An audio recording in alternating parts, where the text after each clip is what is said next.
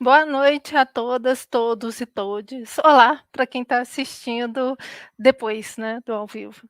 Meu nome é Erika Savernini, eu sou docente da Faculdade de Comunicação da Universidade Federal de Juiz de Fora e uma das organizadoras desse evento, o Festival Nós. O Festival Nós, ele é um projeto criado pelo PET Facom e está na sua quinta edição, né, dedicada a promover a produção e a discussão de vídeos universitários. O PET, sob a tutoria do professor Francisco Pimenta, tem mantido atividades relacionadas ao audiovisual desde sempre, seja em módulos de ensino, na atuação de projetos de extensão cinecublistas ou de produção, ou pela promoção de eventos como esse. O festival foi organizado por bolsistas do PET Facom e da Pró-Reitoria de Extensão da UFJF, com minha orientação, que sou colaboradora do PET. O NOS é composto por palestras, mesas redondas e oficinas, além do concurso em duas categorias, cuja premiação só foi possível através das parcerias generosas que as nossas bolsistas conseguiram. Para isso, contamos com a produtora Impulso, o curso online Escola Roteiraria, o curso online CinemaScope, a loja Chico Rei, a livraria Atena Bookstore e a editora da UFJF, a quem agradecemos muito o apoio cultural. Essa é a segunda palestra do nosso evento, né, que tem como título Notas sobre imersão sonora no cinema, com o professor Rodrigo Carreiro. O Rodrigo Carreiro é professor do programa de pós-graduação em comunicação e do bacharelado em cinema e audiovisual da Universidade Federal de Pernambuco, onde cursou mestrado e doutorado em comunicação cinema. Ele é bolsista de produtividade em pesquisa do CNPq nível 2. Ele fez estágio pós-doutoral na Universidade Federal Fluminense e pesquisa principalmente sobre sound design e gêneros fílmicos populares, especialmente o horror e o thriller de mistério. Ele também lidera o grupo de pesquisa LAPIS, Laboratório de Pesquisa de Imagem e Som, certificado pelo CNPq. O Rodrigo, ele é autor dos livros Era uma vez no Spaghetti Western, no estilo de Sérgio Leone, a pós-produção de som no audiovisual brasileiro, o found footage de horror. E autor também dos livros Texto, que vocês devem ter já visto, porque a gente adota na UFJF nas nossas disciplinas de som, que é o som do filme, uma introdução, e um outro livro também, um livro-texto, A Linguagem do Cinema, uma introdução. Então, Rodrigo, a gente queria agradecer muito de você ter aceitado o convite, né, e vai ser um prazer ouvir você falar de som aqui pra gente. Obrigada, é com você. Boa noite, Érica, e boa noite, pessoal. O prazer é todo meu, assim, na verdade, uma honra o convite e espero fazer jus a essa introdução tão bonitinha. Então, na verdade, eu vou tentar aqui fazer algumas reflexões hoje, espero que contar com um pouco de colaboração nesse para transformar isso num diálogo, tá? Sobre um aspecto da minha pesquisa atual que tem cada vez mais me interessado, e que certamente vai se desdobrar para outros caminhos no meu próximo projeto de pesquisa que estou começando agora a delinear, mas que dialoga diretamente com o atual, e que diz respeito a essa experiência, vamos dizer, ampliada ou diferente, para ser um pouco mais objetivo, de cinema que a gente tem na atualidade, né, na contemporaneidade, que está marcada de uma forma muito significativa, muito aguda, pela questão da imersão. Né? E, evidentemente, sendo eu um pesquisador que focaliza primariamente o som nos seus objetos de interesse, eu vou falar da imersão e de sua relação direta com a questão do som cinematográfico. E eu queria começar, na verdade, contando uma historinha, né? Para sair do micro e depois passar para o macro. Essa historinha, ela na verdade baseada numa notícia que eu li na Folha de São Paulo, no início da pandemia, ali em 2020, e que anunciava o resultado do prêmio oferecido pelo Guia Folha, né? Um guia, para quem não conhece, assim, um guia de referência nas oportunidades de consumo cultural, né, lá em São Paulo, que já existe há alguns anos, eu diria que alguma coisa em torno de uma década, mas no ano de 2020, o prêmio Guia Folha de melhor sala de cinema de São Paulo, ele foi dividido por três salas, né? Três salas de cinema, sendo uma localizada no Multiplex UCI Anália Franco, uma segunda no Espaço Itaú Pompeia e uma terceira no Cinépolis JK Iguatemi. Mas o que é que isso nos interessa diretamente? É que as três salas, elas têm configurações, ou tinham, naquele momento, configurações de reprodução, né, tanto do som quanto da imagem, semelhantes. Todas as três salas possuem tela IMAX, né, aquela tela gigantesca que ocupa praticamente a parede inteira, a sala de cinema, e sistema de som de pelo menos 24 alto-falantes. Ou seja, eram salas de cinema tecnologicamente bastante avançadas e que ofereciam o que havia de mais moderno naquele instante ali. Eu estou me referindo com o verbo no passado, porque hoje a gente já tem alguns avanços em relação àquele momento ali. Mas todos esses avanços, né, tanto na área da imagem quanto no som, eles eram destacados no texto da matéria da Folha de São Paulo, e também depois, como eu fui pesquisar, pude confirmar, na publicidade institucional de todos os três espaços, havia uma ênfase muito grande para a ideia de que a plateia dentro dessas salas poderia quase que participar do filme, sentir o filme com o corpo todo, né? Então, assim, tanto o texto da Folha quanto a publicidade institucional enfatizavam bastante a ideia de que a plateia podia ter sensações que iriam ser recebidas pelo corpo, né, pelos corpos da plateia, de uma maneira sensorial e não apenas com os sentidos principais que são associados tradicionalmente à experiência cinematográfica, o sentido da visão e o sentido da audição. Né? Nenhum das três matérias, nem mesmo o texto da Folha, enfatizava a ideia de imersão diretamente, mas, da minha perspectiva, era isso que eu conseguia enxergar naquela matéria. E depois, quando pesquisando, né, como eu digo de novo, na publicidade institucional desses três espaços. Então, aquela nota no jornal e os respectivos sites dos espaços funcionaram para mim como um exemplo para a importância crescente dos recursos imersivos que estava sendo dada pelo cinema contemporâneo, né? E assim, tentando iniciar essa fala de uma perspectiva um pouco historiográfica, para sublinhar essa questão da imersão no cinema, eu queria fazer um rápido paralelo, aqui, um breve paralelo, com o fenômeno que aconteceu com o cinema nos anos 50. Né? Na década de 50, quando a década de 50 começou, o cinema se via nos Estados Unidos ameaçado pela televisão. Né? Os grandes estúdios e as grandes produtoras de filme naquele momento ali começaram a perceber que talvez aquela nova mídia que começava realmente a bombar naquele momento pudesse ser uma ameaça à experiência cinematográfica clássica, conforme ela tinha sido estabelecida nas décadas anteriores. Então, o que houve na década de 50? Houve uma corrida por tecnologias imersivas, né?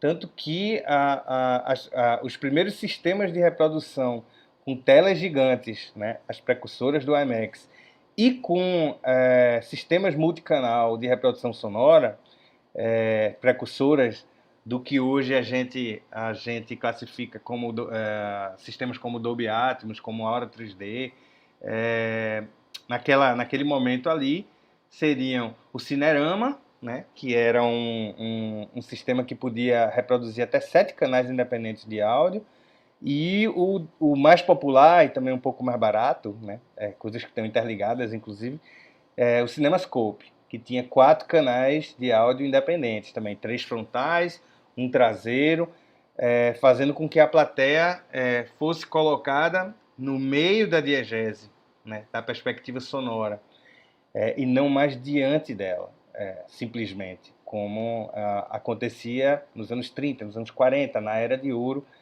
de Hollywood e no momento, digamos, mais popular do cinema ao longo do século XX.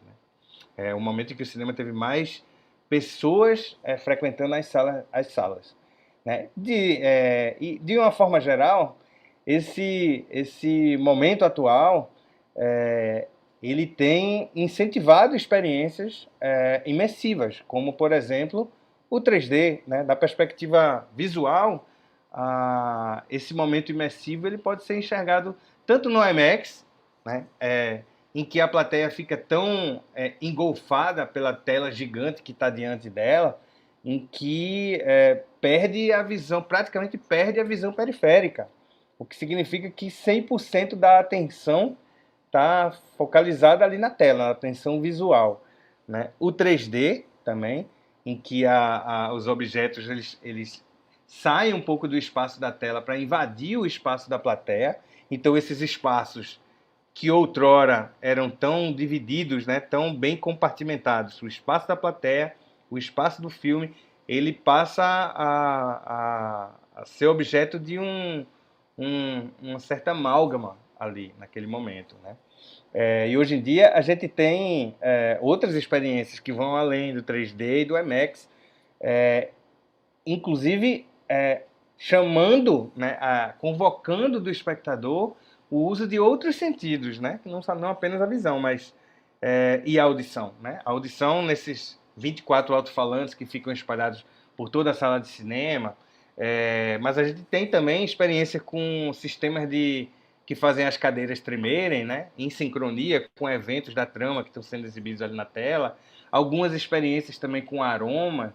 Na nomenclatura dessas experiências a gente vai ter coisas como cinema 4D, cinema 5D, eu já ouvi até pessoas falando em cinema 6D, mas de um modo geral, todas essas novas tecnologias que hoje recebem uma atenção tão grande da indústria do audiovisual, eu creio que por conta de uma ameaça, né, também identificada pelos produtoras de filme, pelas grandes produtoras de filme, e essa ameaça vem do streaming, né, da experiência do mercado doméstico, que cada vez mais cresce no mundo, associada também à pirataria, né, dos filmes que circula de uma maneira, às vezes, quase fora de controle pela internet. Então, esse contexto todo que eu estou tentando desenhar aqui para tentar criar esse paralelo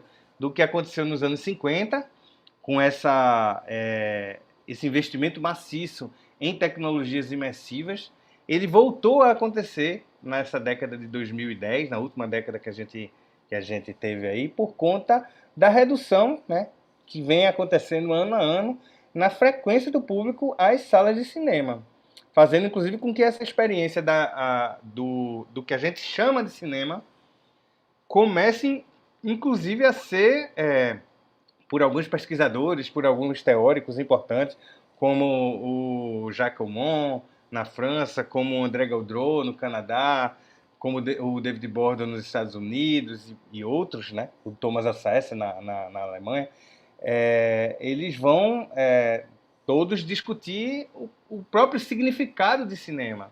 Né? Será que o cinema hoje oferece a mesma experiência que oferecia 20, ou 30, ou 50 anos atrás? Né? Então, assim, a gente tem vivido um momento um tanto quanto complexo de descrever e, mais ainda, de analisar. Né? É fato que eu queria, na verdade, agora fazer retroceder um pouco mais para as origens do cinema, né, para dizer que, de fato, me parece que o cinema ele é uma mídia imersiva por excelência, né? Basta a gente lembrar do famoso mito, né, da primeira exibição cinematográfica em 1895, dezembro de 1895, na França, né, quando os irmãos Lumière vão passar uma série de curtas-metragens num café para uma plateia de cerca de 30, 40 pessoas e tal. A primeira exibição pública reconhecida na história do cinema por historiadores do cinema como cinematográfica.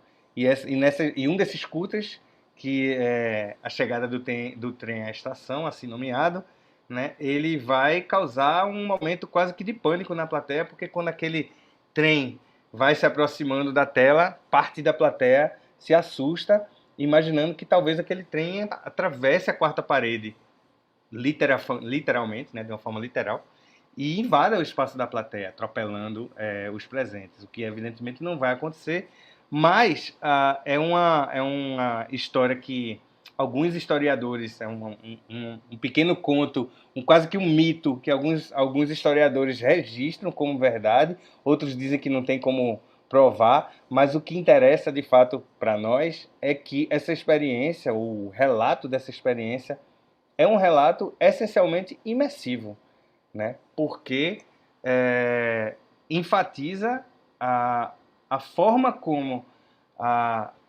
o dispositivo cinematográfico, para usar o termo agora o nome me falha, mas o Jean Baudry, desculpem, ele vai classificar. O dispositivo cinematográfico ele é imersivo por excelência, né? Porque fundamentalmente se trata de um dispositivo de controle da atenção da plateia, né?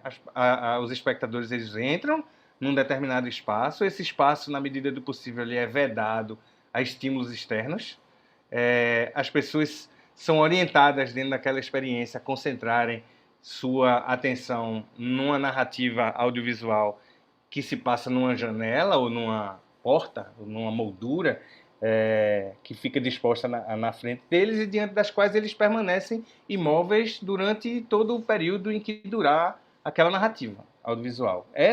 Esse dispositivo, né, rapidamente descrito aqui, ele é um dispositivo que procura naturalmente controlar a atenção da plateia e até mais que isso, procura ou se esforça numa tentativa de fazer com que a plateia, de certa forma, se descorporifique, né?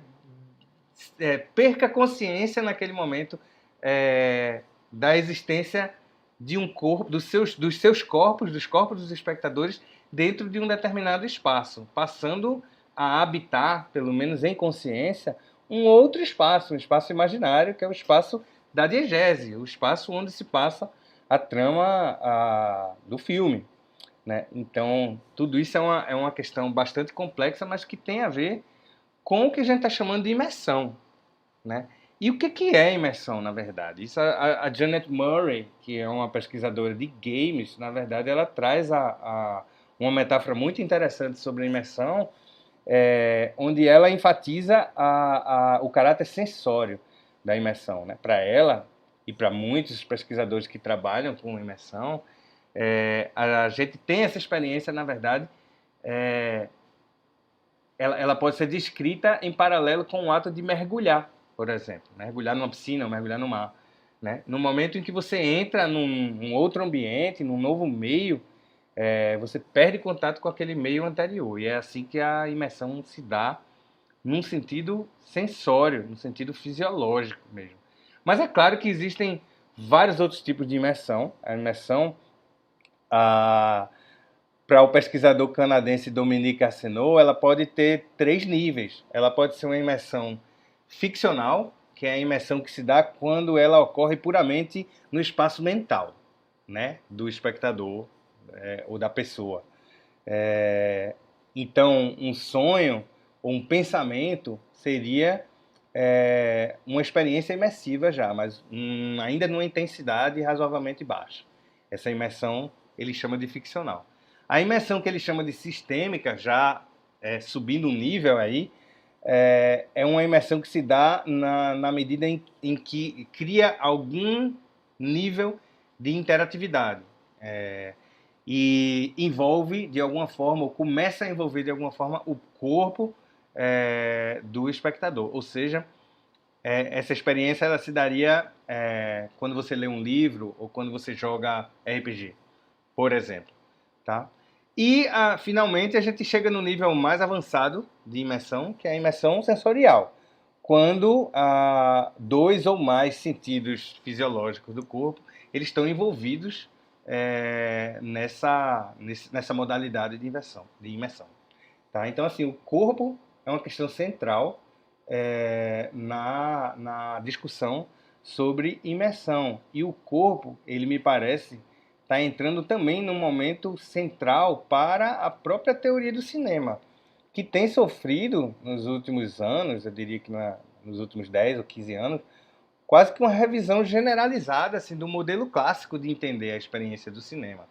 Né? Ou seja, a teoria do cinema, mesmo as teorias clássicas do cinema, elas tendem a enxergar a experiência cinematográfica como uma experiência associada a dois sentidos corporais. Né? A visão, evidentemente, e já num momento um pouco mais avançado também a audição.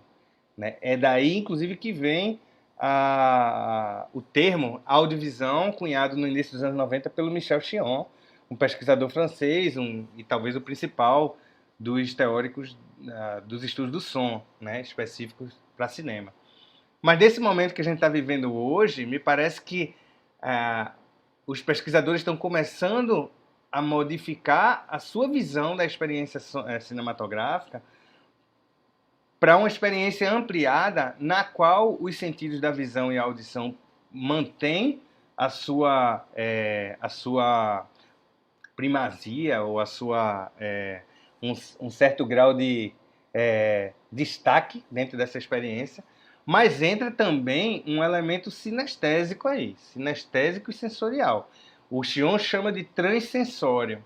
Outros pesquisadores chamam de sinestésico, como é o caso da Vivian Sobchak.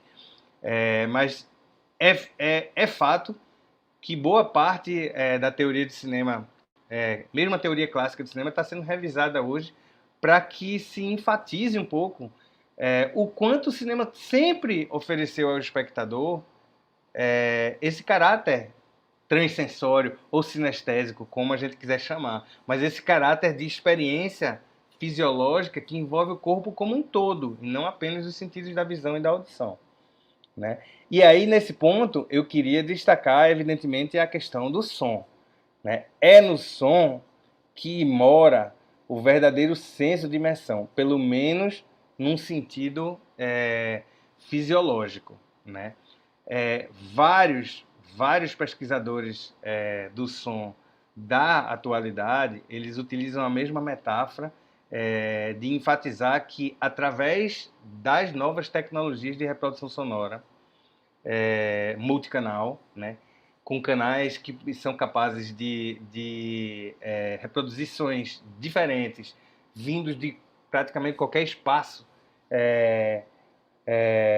no entorno do espectador,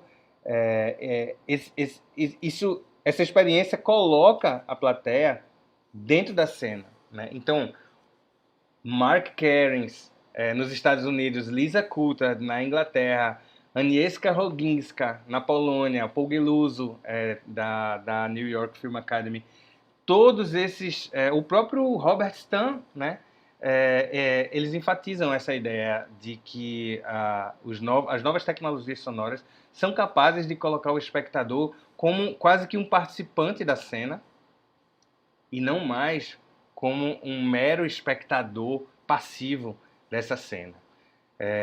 Então, a gente tem o som, de certa forma, comandando um senso de tridimensionalidade, além de ser, hoje, muito mais do que as técnicas de montagem eram no passado, um responsável pela continuidade espaço-temporal do filme.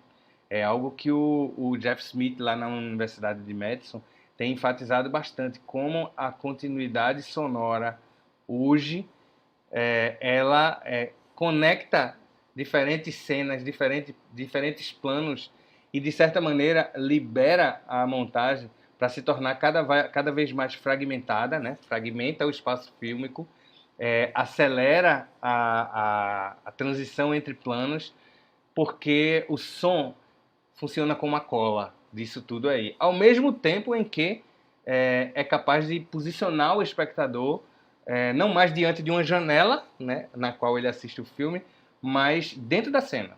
Dentro da cena. Não é incomum a gente ouvir ou ler relatos de espectadores que, por exemplo, num filme como O Resgate do Soldado Ryan, vão se abaixar na cadeira do cinema instintivamente com medo, como se estivesse com medo de ser atingido por um tiro, porque os tiros estão pipocando em todos os lados, por todos os lados, né? E assim a gente tem múltiplas experiências sensoriais, né, dentro do cinema. Então, a conexão aí, como diz o Francis Dyson, que é um pesquisador muito importante para a ideia de imersão, o som ele é capaz de levar o espectador sensorialmente a experimentar o filme e não mais apenas assistir ele passar. Tá? E aí quando leva esse raciocínio um pouco mais adiante, é fundamental a gente entender hoje que existem duas maneiras de tratar o som com tridimensionalidade do ponto de vista tecnológico. Tá? Existem os sistemas de reprodução digitais construídos para a sala de cinema. Esses sistemas eu vou mencionar rapidamente. Os principais, pelo menos deles, são o Dolby Digital, que surgiu em 1991. O primeiro filme a utilizar esse sistema é Batman, O Retorno, do Tim Burton. E é um sistema formado por 5 canais, né? 3 frontais, 2 surround, ficam nas laterais e na traseira, e mais um canal extra para reforço dos graves.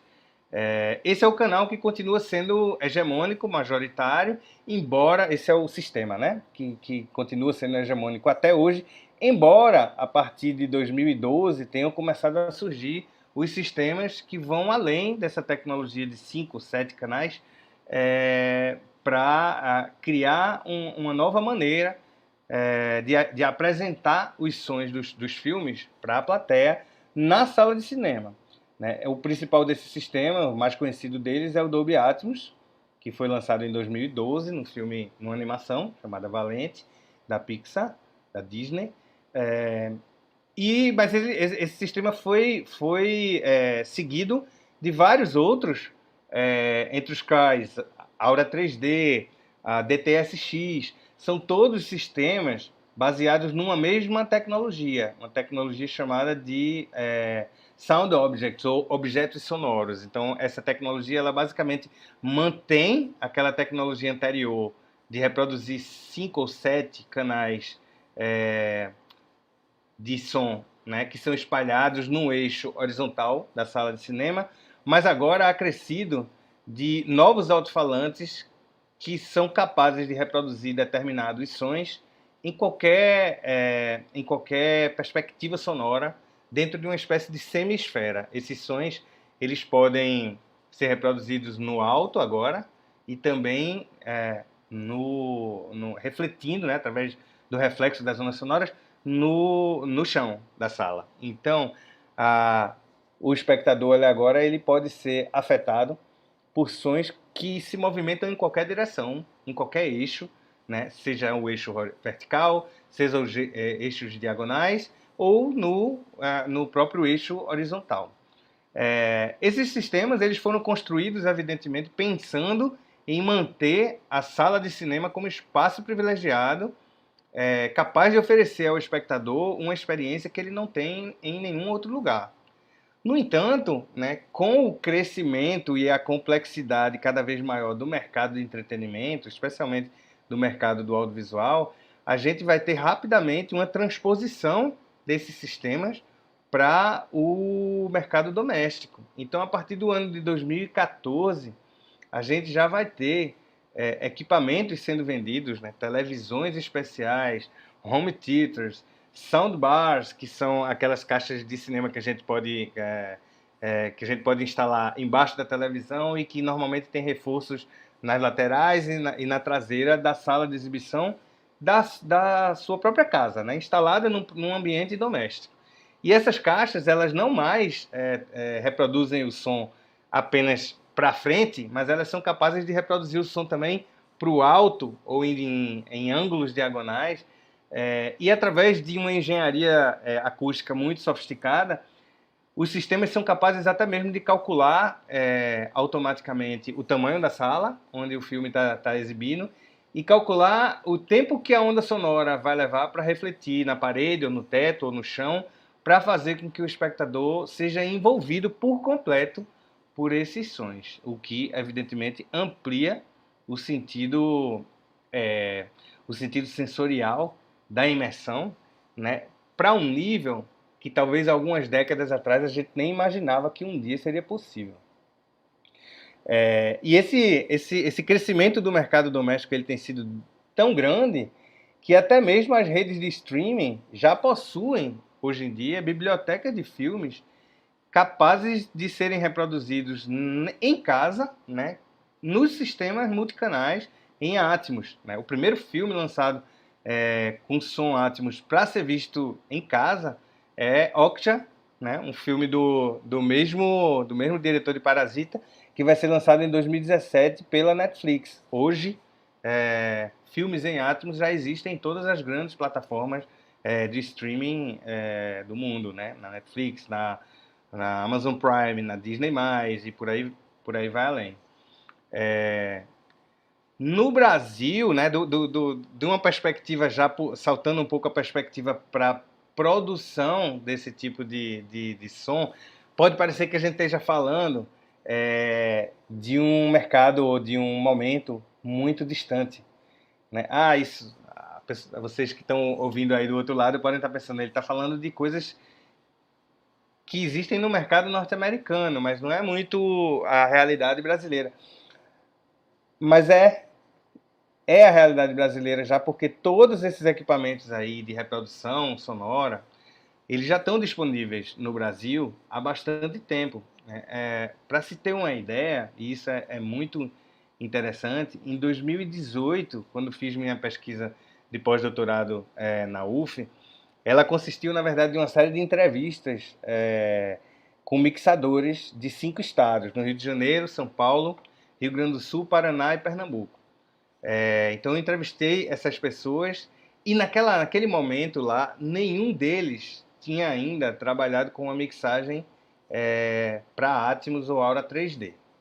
Todos eles permaneciam trabalhando no sistema Dolby Digital em 5.1, e todos diziam que não, vai demorar um pouco para chegar no Brasil. Bom, pois bem, em 2019, 4 desses mixadores já haviam instalados em suas empresas salas de mixagem que contavam com o sistema de objeto sonoro, com tecnologia de objeto sonoro, mais especificamente com o sistema Atmos. Tá? Então, assim, rapidamente o mercado brasileiro se adaptou a isso aí. As salas de cinema do Brasil, elas já estão, em grande medida, equipadas com sistemas digitais que aumentam ou ampliam a experiência imersiva. O mercado para consumo doméstico de audiovisual também, porque as televisões pré-instaladas com o sistema Atmos, os home theaters igualmente, as soundbars já estão no mercado. Existem até fones de ouvido e telefones celulares, por incrível que pareça, smartphones, capazes de reproduzir som Atmos, né? Bandas sonoras de filmes e shows e, enfim, experiências audiovisuais imersivas com reprodução multicanal digital o Atmos é capaz de reproduzir até 24 sons simultâneos, embora essa reprodução simultânea de tantos sons assim ela não seja tão comum. O Atmos normalmente ele é utilizado muito mais para dar realmente um senso de imersão da plateia e fazer com que isso é conseguido principalmente através do movimento do som, né? Então, movimentar os sons em eixos diagonais, verticais, é algo plenamente possível para os mixadores, inclusive no Brasil, e plenamente possível para o espectador. A experiência do espectador hoje, ela é imersiva, até mesmo para quem está assistindo um filme no seu smartphone, ou num tablet, ou na televisão, na sala da sua casa. E isso a velocidade com que esses sistemas foram implementados tornam, inclusive, bastante complexa a ideia de cinema, para retornar um pouco aquela questão da crise do cinema, ou do futuro do cinema. Hoje, eu acho que, graças a essas tecnologias e, por que não dizer, graças à imersão proporcionada por esses sistemas de reprodução sonora, a gente tem hoje o cinema cercado por vários pontos de interrogação. Acho que não é mais um só, são múltiplos pontos de interrogação. A gente não sabe como que vai ser o futuro do cinema, porque a gente mal sabe definir o que é cinema. Já há alguns anos há um grande debate entre os principais pesquisadores teóricos de cinema, o Jacques Aumont, esses que eu mencionei antes, Jacques Aumont, André Gaudreau, o David Bordon, o Elsesser, que infelizmente nos deixou, faleceu há algum tempo, uma pena, mas ele também estava muito inserido nesse debate, e é um debate que certamente não me parece no horizonte aparecer um final. O que é cinema hoje? Será que a experiência que eu tenho na sala da minha casa, ou a experiência que eu tenho com o meu fone de ouvido, ele me oferece cinema? Certamente, eu diria, ele oferece uma experiência imersiva. E é por isso que eu arriscaria dizer que a ideia de imersão e associada a ela a ideia de um envolvimento fisiológico do corpo inteiro do espectador, ela está no cerne do que virá nos próximos anos para o mercado do audiovisual. E eu acho que é isso, Érica, por enquanto. Acho que a gente podia conversar. Sim, Rodrigo, foi ótimo. A gente vai lembrando de uma série de coisas à medida que os convidados vão falando, né? Só uma curiosidade, esse mito da saída, né, do trem da tela, tem uma resenha do Maxim Gorky, que ele fala sobre esse impacto, é bem famosa, inclusive, né? E é muito legal, e que tem muito a ver com o que você está falando, não só porque ele fala desse impacto que são essas imagens em movimento, e ele cita, né, textualmente essa coisa do trem avançando sobre a sala e do espanto, né, que é criado, né? Lógico, ele é um escritor, então é óbvio que ele, né, amplificou essa experiência. O texto é muito bacana, né? E ele e que tem, né, fazendo um diálogo aqui com você, dessa questão de que tem está em outro lugar, na verdade, essa experiência de envolvimento de cinema, que nem mesmo lá no início, quando você falava do realismo da imagem, você não pode localizar ali, né?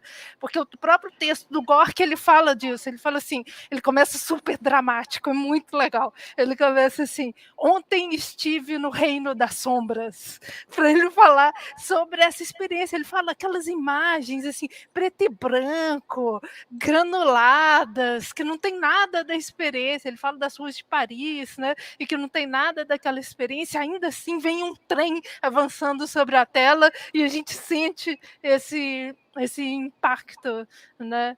Então, é muito isso que você está falando, dessa questão imersiva, né? Tanto que rapidamente a gente tem aqueles fragmentos, né, daquele filme do Caipira e o Cinematógrafo, que ele é do iniciozinho do século XX e já é, né, uma brincadeira com isso, de como que as pessoas, né, ele se vê na tela, né, com a menina, ele ilustra o impacto do trem avançando, né, muito nesse sentido que você fala dessa é uma experiência imersiva, né, desde o seu início de alguma forma. E é muito complexo, como você mesmo colocou, pensar nisso, porque a própria ideia de cinema se até o momento foi tratada como uma coisa unificada, né, atualmente já não é possível mais. Não. Você fala de cinema e todo mundo está falando da mesma coisa. Você tem que perguntar assim, não, peraí, de que cinema que você está falando? De que experiência audiovisual que você está falando que a gente pode chegar num consenso aqui que a gente vai chamar de cinema? Né? E pode falar. Não, eu ia. Duas coisas, na verdade, que eu ia falar, meio que interrompendo Uhum. você. Não, tá Muito, ótimo, muito isso. mal educadamente. Que isso? Mas uma é que o Oliver Grau, autor alemão, que é, na verdade, o autor de um livro fundamental, né, básico para quem estuda a imersão, chamado Arte Visual. Arte Visual da Ilusão à Imersão, eu acho. Ele menciona no livro dele tanto a experiência dos irmãos Lumière e tal, mas diz também que em vários momentos da história, né, inclusive décadas depois, é, experiências semelhantes teriam sido registradas por historiadores quando filmes são exibidos para pessoas que não estão acostumadas com as convenções de apresentação do dispositivo cinematográfico. Né? Ele menciona no livro, se eu não estou enganado, uma sessão registrada por historiadores da arte numa vila rural da Romênia. Eu acho que já no final da década de 30, que o filme dos Irmãos Lumière foi exibido para uma série de camponeses lá, e que a reação foi exatamente igual à corrida 40 anos antes, né? O pessoal levantou e assustou. O que é que esse trem aí tá fazendo? Ele vai bater em mim? Isso é muito, muito, na minha percepção, é muito claro quando você lê esse tipo de relato. Fica muito claro que a experiência do cinema ela sempre foi imersiva. Ela apenas está sendo talvez levada a uma nova modalidade, a uma nova intensidade de imersão, graças a essa questão tecnológica, que tem também, evidentemente, implicações estilísticas. Eu nem quis entrar muito aí, porque senão não ia acabar nunca essa palestra hoje, mas assim, evidentemente os filmes de hoje, né, eles são feitos e organizados assim narrativamente de uma maneira muito distinta do que eram até pouco tempo atrás. Né? Basta fazer essa experiência. Eu costumo citar muito aqui em casa. Eu tenho três filhas, né? As duas mais velhas, elas têm atualmente 17 e 15 anos. E há eu diria uns 3 ou 4 anos atrás, eu fui passar para elas, claro, evidentemente, professor de cinema, pesquisador de cinema, vai tentar transformar suas filhas em cinéfilas, né? Então eu fiz essa educação audiovisual aqui, de sempre estar assistindo filmes com elas e tal. Mas claro que ao mesmo tempo, em paralelo, elas tinham as próprias experiências audiovisuais delas, assistiram, cresceram assistindo na infância uma série de experiências audiovisuais muito diferentes dos filmes. Então eu lembro particularmente de uma sessão em que eu exibi ET para elas, e já ali pelo meio do filme elas viraram para mim e falaram assim: esse filme é chato, hein? É lento. E puxa vida, aquilo me virou uma chave assim naquele momento, assim, até como professor mesmo, de estar entendendo, puxa vida, para essa geração, olha só, o ET é lento. Eu lembro que os filmes de Spielberg ali no início da década de 80 eram muito rejeitados pela geração dos meus pais, porque pareciam hipervelozes, velozes demais. Esse é um cinema de sensação, não diz nada, não tem conteúdo, é rápido demais, né? Então, cada geração, aparentemente, ela vai reclamando da velocidade da narrativa, ou até mesmo de uma certa complexidade imersiva mesmo, né? E, sei lá, hoje a minha terceira filha tem 7, já é uma nova geração chegando aí, já foi criada no tablet, e ela já recusa um pouco a ideia de filme e longa-metragem. Né? Filme e longa-metragem para ela, esse filme não vai acabar nunca? quando começa a ter 40, 50 minutos de duração, ela já está reclamando que o filme não termina. Por quê? Porque foi criada, ou está sendo criada, exposta ao vídeo do YouTube, as séries da Netflix da Amazon Prime, ou sei lá, de qualquer outra plataforma de streaming, que tem durações muito menores. Então, a experiência do cinema, de fato, me parece que já nasce diferente, inclusive, para essas gerações que estão chegando aí, né? E que aprenderam intuitivamente a mexer no celular. Essa minha, a mais nova, com 2 anos de idade, ela já conseguia acessar sozinha, usando o celular, a Netflix, por exemplo, que era uma coisa impensável, até para a minha geração anterior. As filhas mais velhas não faziam isso. É muito incrível. É. Eu acho muito interessante como a gente, de certo sentido, a gente está no cinema no mesmo ponto do início. Que aquelas pessoas também tinham aquele equipamento fabuloso que produzia uma experiência, né, mas não sabia exatamente o que fazer, né. Às vezes, quando a gente vai dar aula, a gente tem que lembrar isso, aluno, não existia um projeto de fazer uma arte narrativa, né. Você estava lá, os caras experimentando a coisa, vendo o efeito que aquilo dá, né. Quando você vai estudar os primórdios mesmo, é impressionante, inclusive, como foi uma construção coletiva, efetivamente, a partir muito da resposta do público, e assim foi sendo construído até se consolidar, né, isso que o Borda vai chamar também, né, do cinema canônico, que acaba se confundindo com o conceito de cinema. Acho que Sim, muito vem sim. a crise também por causa disso. Houve essa consolidação em torno de uma forma de cinema, né, que o Michaud vai questionar isso também, de que você tem que expandir o conceito de cinema para pra dar conta das experiências, né, e que as vanguardas, né, as novas ondas, o cinema experimental foi ao longo da história do cinema inteiro tensionando esse conceito, até chegar nesse ponto agora que a gente não pode mais ignorar, de que sempre existiu, né, no subterrâneo aí do cinema, uma outra experiência que foi sendo sufocada pela própria historiografia, né. É verdade, é verdade. E que é muito interessante essa conexão, na verdade, bom, não é nova, não é tão nova assim, né? Eu tô lembrando aqui Uhum. do clássico, canônico livro de Arlindo Machado, Uhum. Pré-Cinemas e Pós-Cinemas, né? Que ele faz aquelas conexões e acho que isso se sustenta perfeitamente, assim. Até mesmo pensando, era outra observação que eu ia fazer na, na, na, na interferência que eu fiz da tua Ótimo. primeira colocação aí.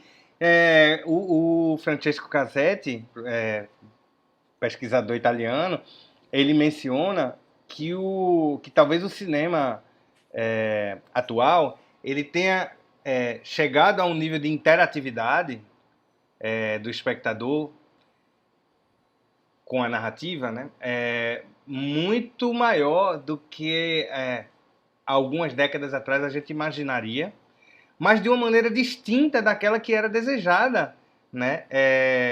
Ou até imaginada pelas pessoas que estavam produzindo cinema, o cinema mais um pouco mais ligado a, não gosto de chamar dessa palavra de clássico, mas assim, o cinema mais tradicional, vamos chamar dessa maneira. Então, assim, se há 30 ou 40 anos atrás a gente pensasse em numa coisa como aquele programa Você Decide, da Globo, ou até mesmo aquele episódio do Black Mirror recente, de 2 ou 3 anos atrás, em que o espectador, é convocado a tomar decisões sobre a trama, né? O que você quer que aconteça agora? Vai pelo caminho A ou pelo caminho B? Aí você escolhe. E assim, a experiência cinematográfica ela se torna um pouco mais individualizada. Você, espectador, tem uma perspectiva um pouco individual. O filme que eu assisti vai ser diferente do filme que a Erika assistiu, porque no meio das decisões que tem que ser tomadas ali... Bom, isso é possível ainda, mas me parece que o Casetti chama atenção para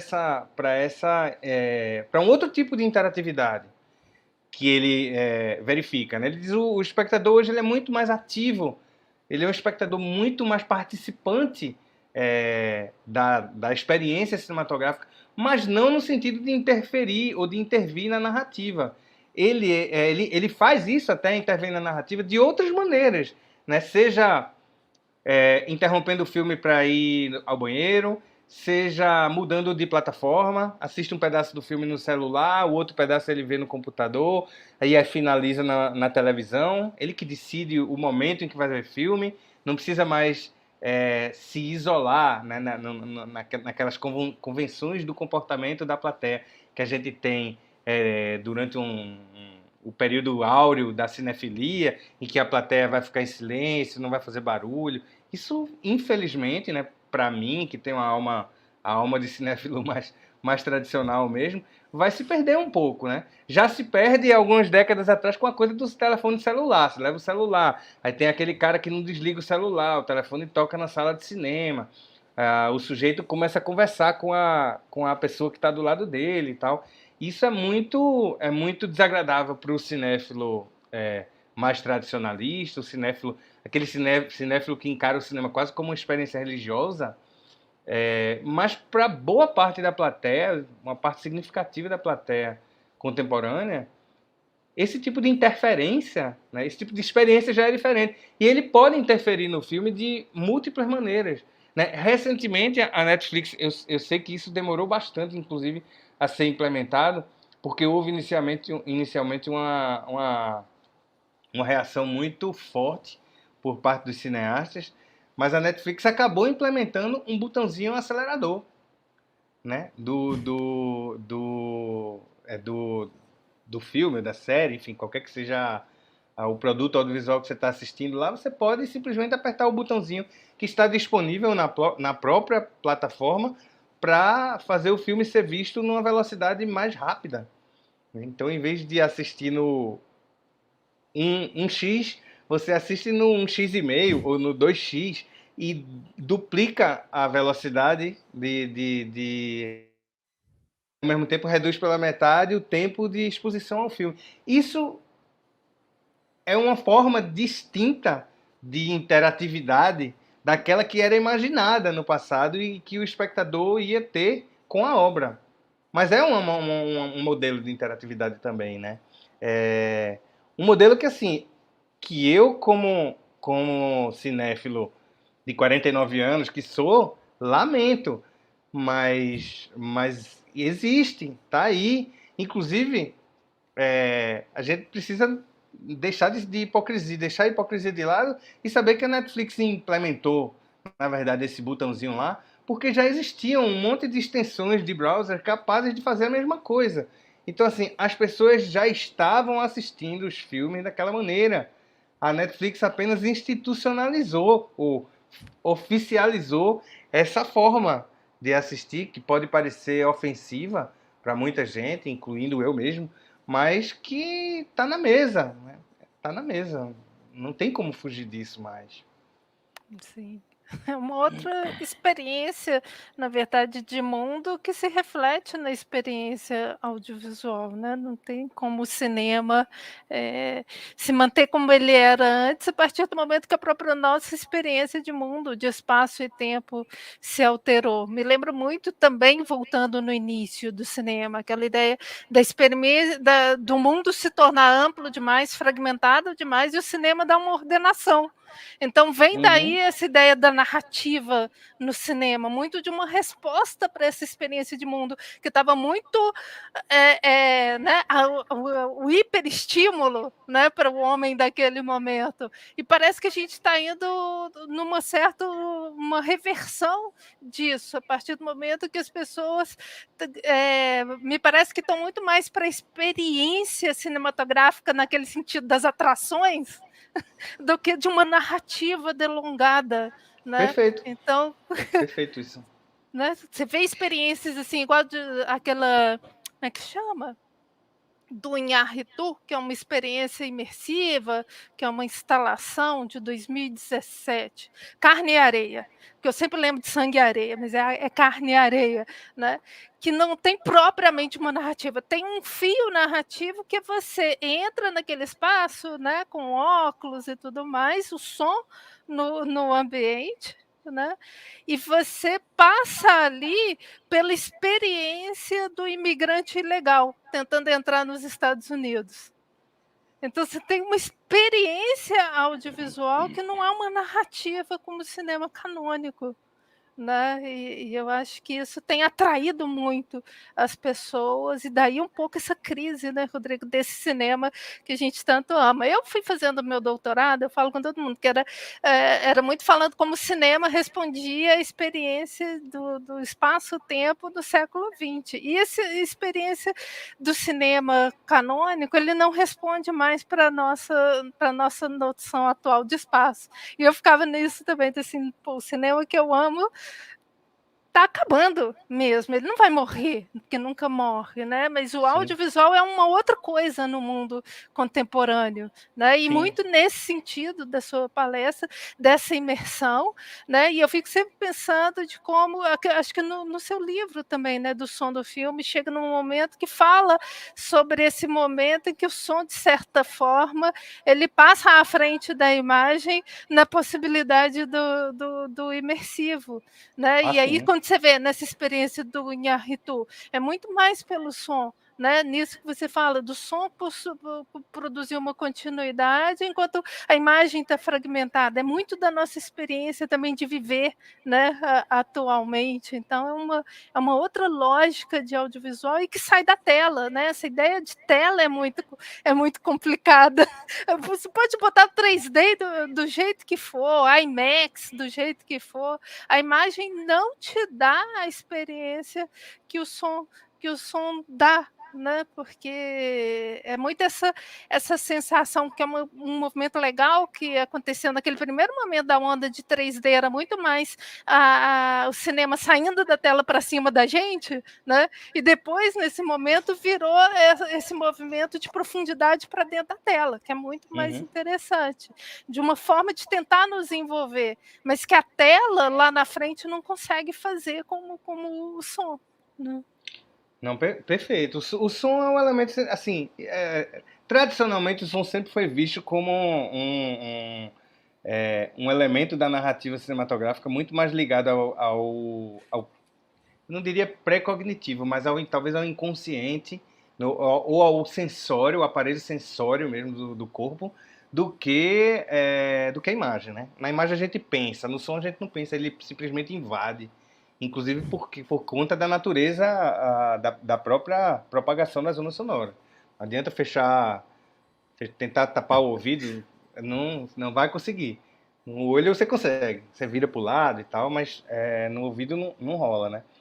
E eu acho que através do som, tem alguns pesquisadores que têm entrado por esse caminho que me interessa demais atualmente, assim, que eles apontam essa conexão entre o som e os outros sentidos, né? Porque, afinal de contas, na prática, a gente tem a experiência cinematográfica basicamente concentrada, de fato, no sentido da visão e no sentido da audição, mas é através de uma série de procedimentos estilísticos que os cineastas ainda, eu diria, ainda estão aprendendo a utilizar, inclusive a partir das novas tecnologias, né, de gravação, de armazenamento, de circulação, de reprodução das imagens e sons, a criar gatilhos para poder acionar esses outros sentidos, né? Recentemente não, mas há alguns anos, acho que um pouquinho antes da pandemia, ou talvez no início da pandemia, ali em 2020, eu lembro da primeira vez que eu vi um filme norueguês chamado Border. Eu acho que ele não foi lançado no Brasil, oficialmente ele não tem um nome em português, mas ele conta a história de uma policial alfandegária na Noruega que consegue identificar os pessoas que estão chegando com alguma coisa ilegal, né, dentro do país, pelo cheiro, né? Ela consegue sentir o cheiro do medo ou o cheiro da hesitação das pessoas. Os sentidos, os sentimentos, né, os afetos têm um olfato que ela, por uma condição que o filme depois vai detalhar melhor e que eu prefiro não falar para não dar spoiler aqui para quem estiver interessado, mas o filme vai trabalhar essa questão sensória que está no centro da trama através de uma série de combinações de sons e imagens, quer dizer, tipos de enquadramento, valorizando textura, tanto imagética quanto sonora. A gente tem um ponto de escuta que vai se aproximar enormemente dos personagens. Na grande maioria dos filmes contemporâneos, esse é um elemento estilístico que eu acho que, através do som, chama os outros sentidos, né? Que muitas vezes através de técnicas simples. Por exemplo, hoje eu escrevi um artigo sobre isso, que foi publicado na revista Ecompós, há uns 2 anos, eu acho que 2020, sobre isso, sobre o aumento do som da respiração nos filmes contemporâneos, como os filmes contemporâneos usam mais, né, de forma mais abundante e de forma muito mais destacada, os sons de respiração dos personagens. E a conexão que eu consigo fazer, qual o motivo você está fazendo isso, né? Existe, na verdade, a possibilidade de fazer isso, que antes não existia, que é dada exatamente por essas novas tecnologias de gravação e reprodução sonora, mas existe também uma razão para fazer isso, que vai além da questão tecnológica, muito além, na verdade. E que é isso, você, através do som da respiração, por exemplo, gerar um engajamento afetivo com o espectador e sensório que vai além do sentido da audição. Vai atingir ele pelo lado do tato e, às vezes, até pela questão do olfato, como eu acabei de mencionar. Assim, nesse filme Border, a personagem da policial alfandegária, a gente ouve o tempo todo a respiração dela e o farejar, né, que ela possui, porque aquilo faz parte da trama. É importante que a gente escute, e esse farejar, associado a uma estratégia de proximidade da câmera em relação ao rosto, em relação ao nariz, em relação à própria atuação da atriz, né, começa a despertar também o sentido do olfato no espectador, né? Então, o corpo do espectador, de alguma maneira, está sendo afetado ali. E tem alguns pesquisadores, inclusive, que defendem que nos filmes contemporâneos, dos últimos 15 anos, talvez, às vezes há uma ênfase para o sensório maior do que para o narrativo, né? Alguns diretores estão mais interessados em fazer em colocar o espectador numa situação de realismo sensório, para usar um termo que foi popularizado pela Lúcia Najib, inclusive, muito mais interessados nisso do que propriamente no desenrolar de peripécias narrativas, né? No avanço progressivo da trama. Às vezes, os filmes atuais, e especialmente aqueles filmes ali da Ásia, os filmes mais experimentais, que frequentam esse circuito de festivais e tal, esses filmes aí, eles às vezes valorizam mais o sensório do que o narrativo. Às vezes não contam exatamente uma história com começo, meio e fim, com 3 atos bem delineados. Você está mais ali exposto às sensações e aos afetos que os personagens estão sentindo, e que muitas vezes, através dessas técnicas, algumas delas, ou pelo menos que eu mencionei aqui, estão tentando puxar o espectador para sentir também. Esse é o objetivo do cineasta. Ele se coloca meio que dentro do corpo do personagem, né, porque quando você pensa numa respiração, assim, que você no mesmo ambiente de outra pessoa, você não ouviria aquilo, né, é quase como se fosse a sua respiração também, né. Me lembra inclusive, assim, ele não vai exatamente para esse lado, porque tem uma questão poética complexa, né, que é a Arca Russa, que a própria noção de que a câmera é o personagem vem muito do tratamento do som daquela fala, né, que é como se fosse o som, né, que a gente ouve na nossa própria voz. Então É todo o o ponto filme, de a escuta experiência subjetivo. exatamente, toda a experiência do filme passa por isso, né, esse tratamento Um sonoro. filme, um filme recente que faz isso de uma maneira magistral, assim, da perspectiva sonora, é uma obra-prima, eu diria, que é um filme, inclusive. É difícil a gente pensar no cinema do século XXI, assim, como o cinema capaz de trazer algo diferente, original, inovador, realmente distinto. Mas, assim, como é que é o nome dele no Brasil? Som do Silêncio. Que é aquele filme sobre o baterista que vai ficando surdo. Ganhou o Oscar de sound design, absolutamente merecido, porque o filme está ancorado, na verdade, na ideia de que, olha, plateia, vocês agora vão entender como é que é ser surdo, né? E ele me dá a experiência sensória de como é a experiência de não escutar, né? E, inclusive, faz isso de uma maneira, inclusive, politicamente, ou biopoliticamente, se a gente quiser citar Foucault, muito interessante também, porque o filme não o filme não te coloca nessa posição necessariamente para te dizer que aquela é uma experiência ruim. Não é? Claro que no início, no primeiro ato, ali até a metade do filme, a gente percebe a agonia, o desespero do personagem, porque afinal de contas ele, estrategicamente também, é um personagem que depende da audição. A profissão dele para ser exercida depende fundamentalmente da audição. Se ele não tem mais audição, ele não tem mais trabalho, né? Então isso afeta a vida dele de uma maneira extremamente radical. Mas o filme nos coloca nessa posição e ao mesmo tempo vai mostrando como ele vai se adaptando, como a adaptação vai acontecendo.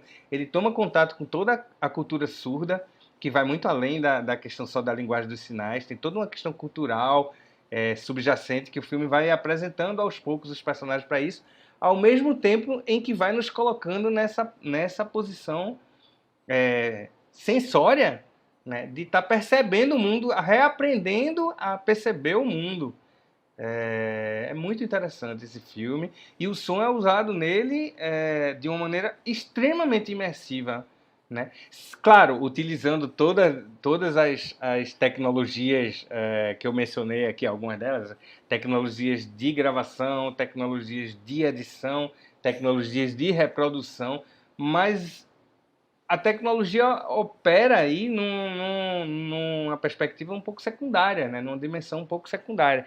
Então, às vezes, era uma coisa que eu queria reforçar bastante. Assim, é um erro, e é um equívoco grande nosso, quando eu digo nosso, assim, pesquisadores, mas também espectadores, né? Que não necessariamente precisam estudar cinema, mas é um equívoco essa ideia que está muito enraizada no senso comum, mas também em nós pesquisadores, de que a imersão é um fenômeno diretamente associado à tecnologia.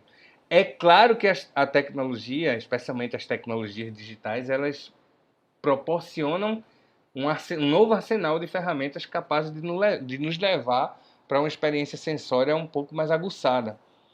Mas essa tecnologia, se for usada com um propósito narrativo, ela vai passar inclusive despercebida.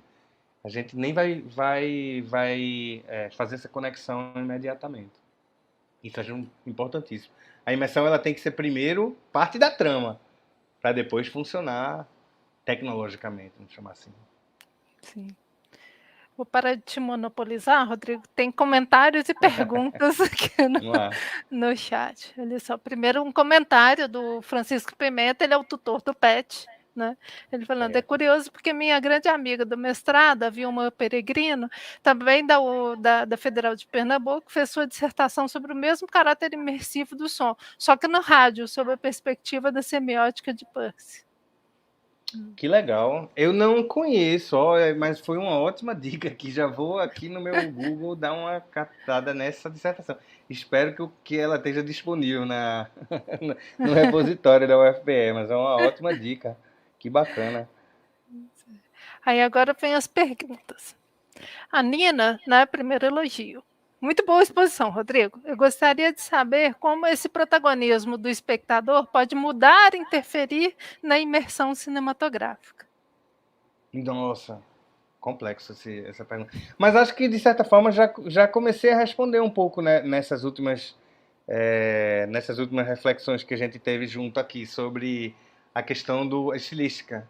Né? Eu acho que bom, antes de qualquer coisa, essa questão da imersão me parece parte de um mesmo fenômeno, né? A questão imersiva e a questão da crise no cinema.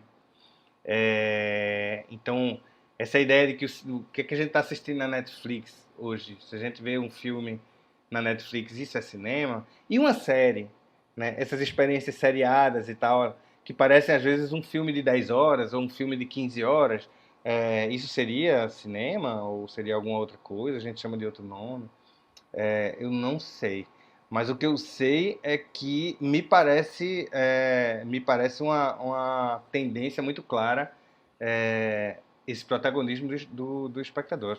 Acho que a coisa lá do botãozinho de acelerar a velocidade é o exemplo mais radical que eu posso imaginar e mais destacado desse protagonismo. Mas acho também que esse protagonismo ele passa necessariamente pela ideia da imersão, né? E aí eu vou aproveitar até para introduzir uma reflexão que eu não fiz lá atrás, que é a reflexão sobre a diferença entre a experiência individual do cinema e a experiência coletiva, né? Que me parece um assunto fundamental.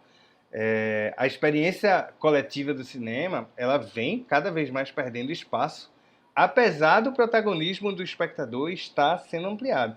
Mas apesar ou por causa de, não sei muito bem, as duas coisas meio que se misturam, né? É complexo o fenômeno mesmo. Mas assim, eu fico pensando exatamente nisso, em como a experiência individual ela tem ganho destaque, inclusive no desenvolvimento de certas tecnologias, né? Uma tecnologia, por exemplo, que já existe há um bom tempo, mas que nunca teve uma grande aplicação no cinema, a tecnologia do som binaural, né? Você não vê, é muito difícil você ver um filme narrativo, né, que não seja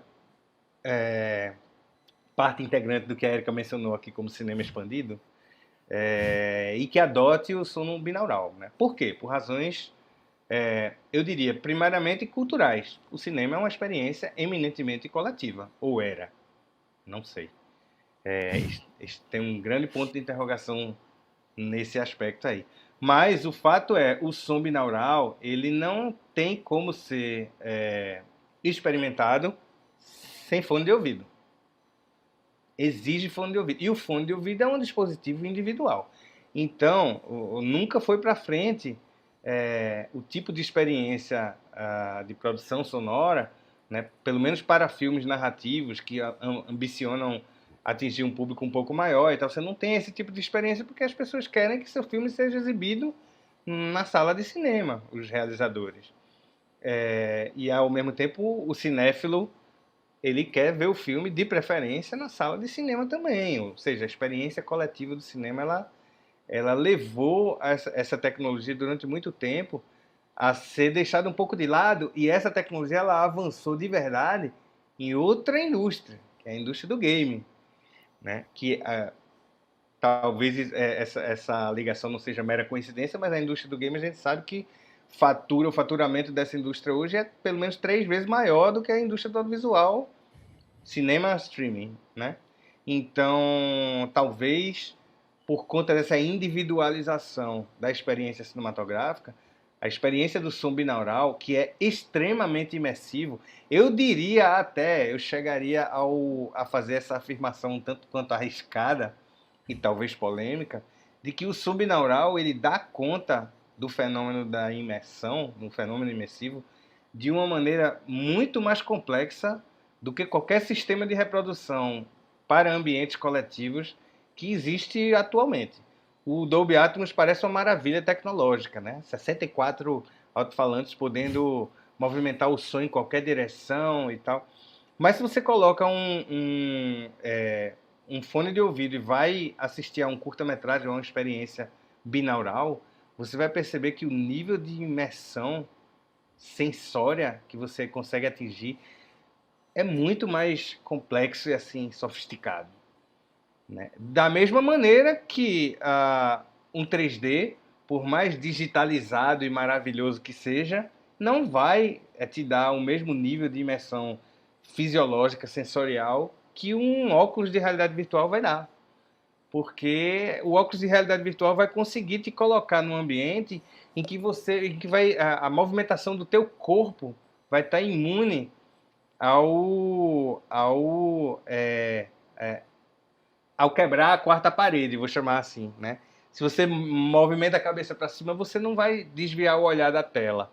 Você vai continuar imerso naquele universo. Ele é um universo... Inclusive, já existem algumas experiências até narrativas sobre isso. Salvo engano, eu acho que o Wu Xiaoshen, o diretor, acho que taiwanês, me corrija se eu estiver errado, por favor. Ele fez recentemente um filme para ser assistido com óculos de realidade virtual, né? Mas isso tem implicações na questão da experiência coletiva do cinema também. Então eu tenho a impressão que essa barreira aí talvez a gente demore uma geração ou duas para vencer, porque a maior parte dos realizadores que estão hoje trabalhando no mercado do audiovisual, eles continuam mantendo aquela ideia da sala de cinema como espaço privilegiado de exibição e de consumo audiovisual.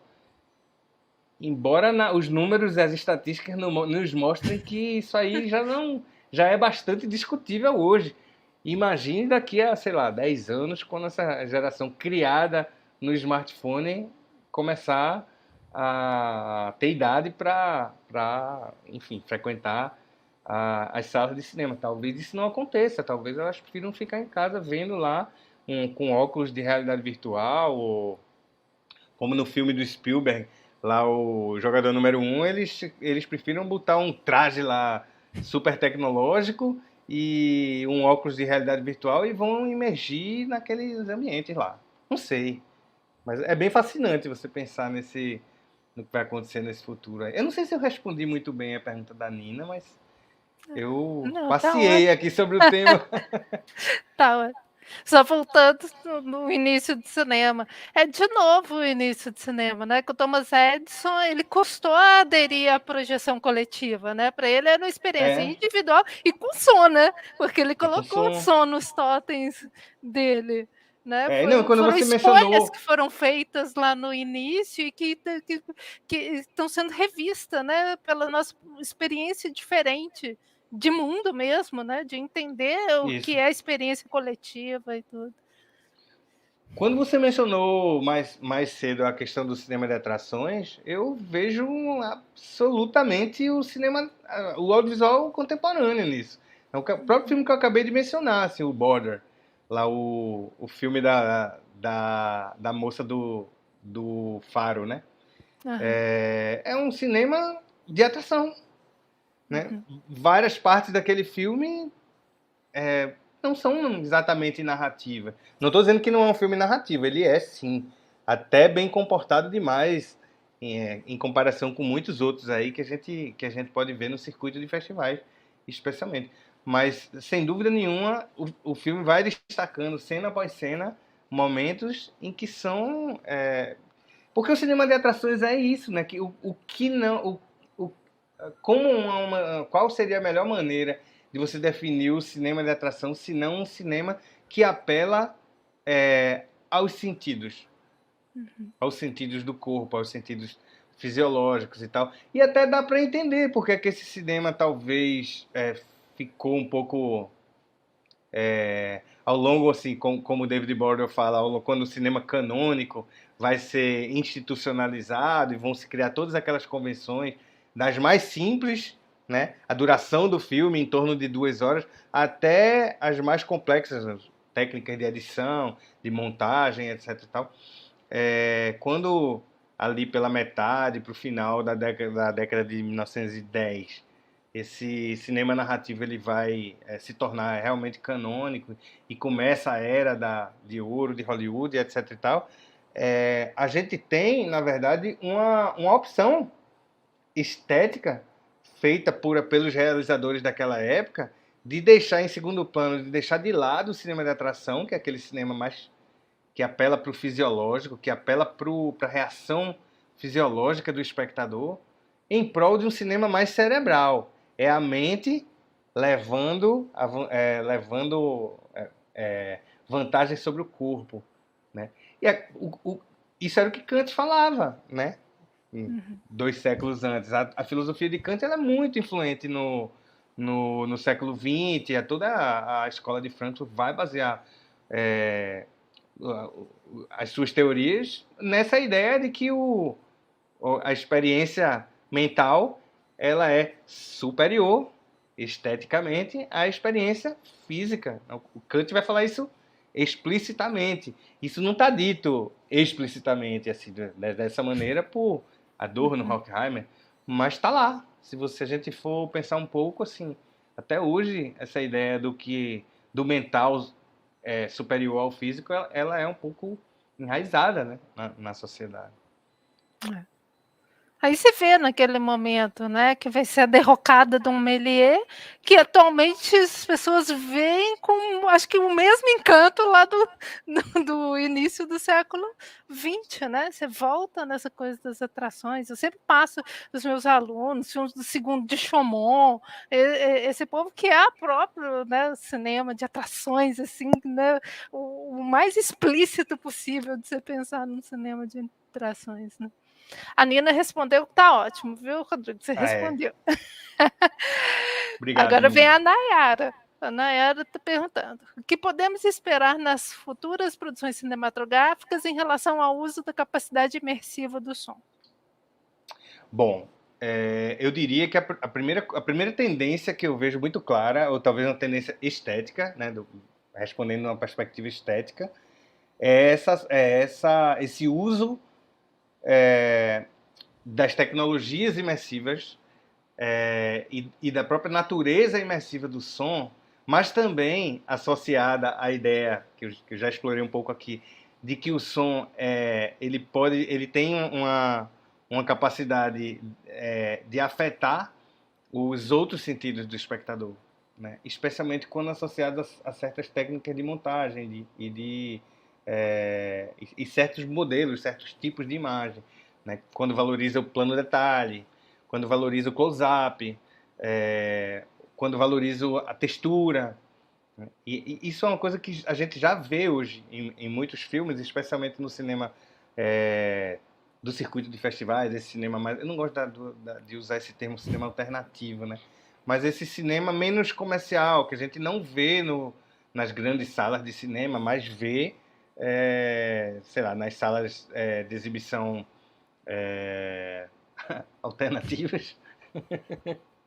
Eu acho que a gente pode esperar um uso do som cada vez mais hiperreal, ou seja, a gente vai cada vez mais escutar os sons mais delicados e mínimos que acontecem no dia a dia, na rotina do dia a dia, e que a gente não ouvia há 20 ou 30 anos atrás.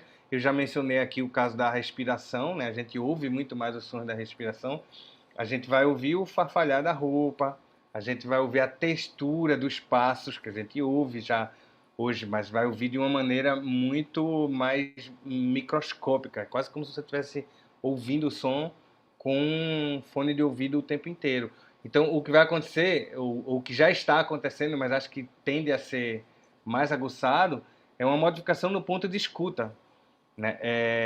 Tem um colega, professor da USP, João Godoy, escreveu uma dissertação, uma tese de doutorado, na verdade, sobre a estética sonora dos anos 30. E ele menciona lá na tese dele que lá atrás, né, no momento em que a transição do cinema silencioso para o cinema sonoro, né, o cinema com som sincronizado, os realizadores eles foram confrontados, na verdade, com um dilema estético, né? Como é que a gente vai ouvir? Qual a perspectiva acústica que a gente vai adotar? Vai ser a perspectiva acústica da câmera ou a perspectiva acústica do personagem? E naquele momento lá, optou-se pela perspectiva acústica da câmera. Uma perspectiva mais objetiva, mais distanciada, que nos permitisse escutar tudo. E eu acho que hoje a gente está gradualmente adotando cada vez mais a perspectiva subjetiva do som. Então a gente hoje escuta muito mais o filme da perspectiva de personagens, como acontece em Border, que eu já citei, como acontece em Som do Silêncio, que eu também citei, e muitos outros filmes, né? Inclusive filmes de grande bilheteria, não são apenas filmes mais ousados ou experimentais, mas também o filme da Marvel, o filme do Batman, você vai ouvir cada respiração, cada gemido, cada, sabe, muxoxo, o mastigar, a gente escuta tudo isso os sons produzidos pelo corpo, né? Mas escuta também os pequenos sons, o farfalhar da roupa. Existe um, é, existe na verdade uma série de profissionais, né, da pós-produção do som, que são os artistas de Foley, cujo número vai crescer enormemente a partir dos anos 70, exatamente por conta da invasão na trilha sonora desse tipo de som do cotidiano, o som minúsculo, né? E esses sons, que podem ser chamados também de sons hiperreais, porque muitas vezes a gente escuta esses sons numa perspectiva que na vida real a gente não escuta, né? Porque alguém pode dizer assim, eu não escuto o bater do meu coração, por que que num certo filme eu escuto?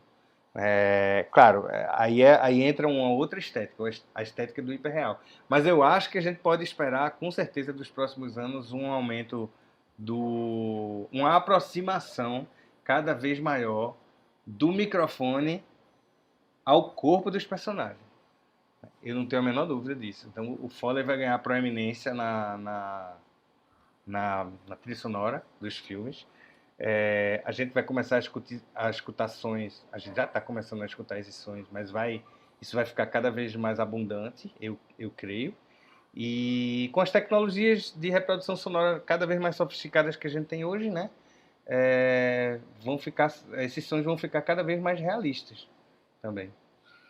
E uma outra tendência que eu acho que me parece bastante clara é a tendência do som binaural, tá? Que eu mencionei rapidamente aqui, mas acho que o som binaural ele tende a começar a ser mais experimentado nos filmes, e eu diria que isso só não está acontecendo nesse momento porque isso encareceria bastante os filmes, porque para gravar o som de um filme em sistema binaural, as técnicas são diferentes. Existe toda uma série de microfones diferentes, a posição dos microfones é diferente, e para mixar também. Então, se eu decidir, por exemplo, eu, Rodrigo, vou fazer um filme e eu quero que ele seja lançado numa sala de cinema, eu não posso adotar essa perspectiva do binaural, a não ser que eu faça um trabalho extremamente extenso e caro na pós-produção sonora. Se eu fizer isso, meu filme vai ter um custo proibitivo. E isso não vale só para Rodrigo, isso vale também para James Cameron. Né, para os grandes, os caras que têm uma disposição uma disponibilidade orçamentária praticamente ilimitada.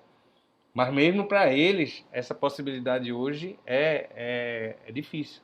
Só que com esse consumo audiovisual cada vez mais individualizado, que a gente já mencionou aqui antes, eu tenho a impressão que essas experiências elas vão começar a se tornar mais abundantes nos próximos anos.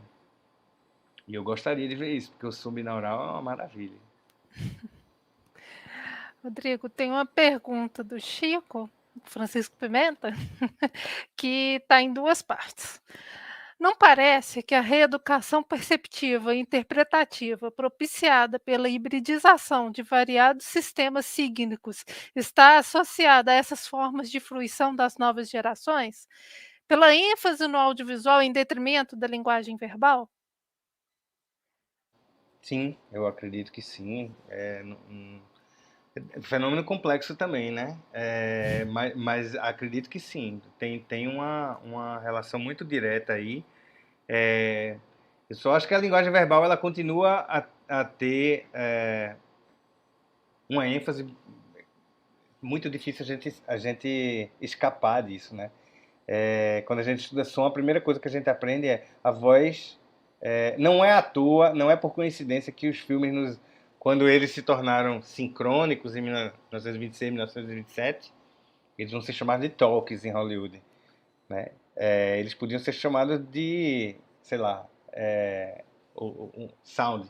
Ninguém usava o verbo talk, usava o verbo, aliás, não usava o verbo hear ou usava o verbo sound, ou usava o substantivo sound, você usava o verbo talk ou o substantivo talk.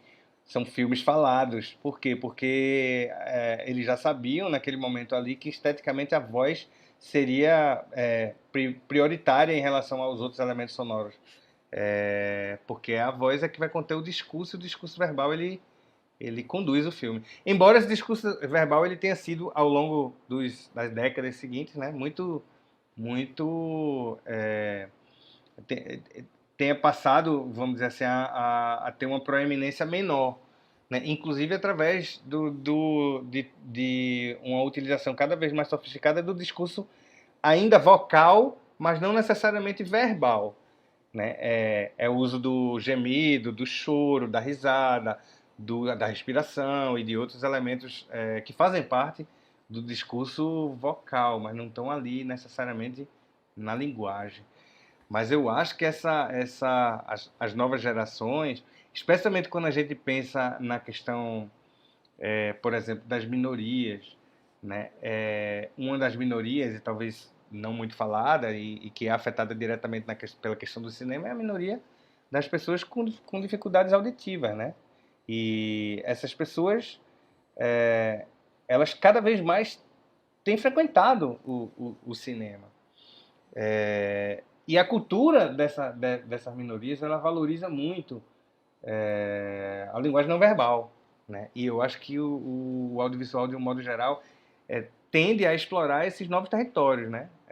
O David Boder fala isso, que o desafio de todo diretor de cinema, esteja isso num plano consciente ou não, é tentar fazer alguma coisa que as gerações anteriores não fizeram, é tentar avançar de alguma forma. Então, isso só é possível explorando novos territórios. Esses novos territórios, eles estão mais amigáveis de serem explorados, de serem até pioneiramente pisados, né?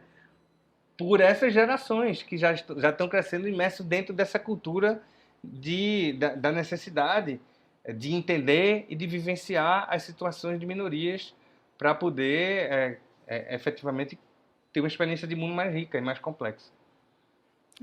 É interessante, Rodrigo, fazendo uma ponte. A gente teve uma mesa de cinema de animação de manhã.